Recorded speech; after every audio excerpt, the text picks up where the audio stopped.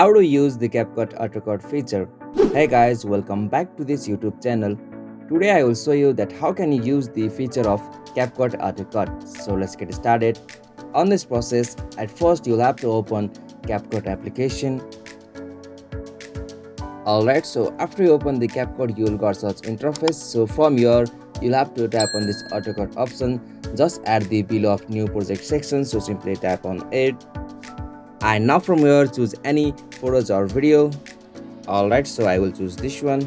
Simply tap on next. Alright, so after there you will be able to see such interface. So from here you can choose multiple effects on your CapCut. So from here you can choose any of this effect for your CapCut creation. So from here you can choose any of this feature. Okay, so simply choose one from here, and after choosing one, you'll have to just tap on this export option just at the top right corner.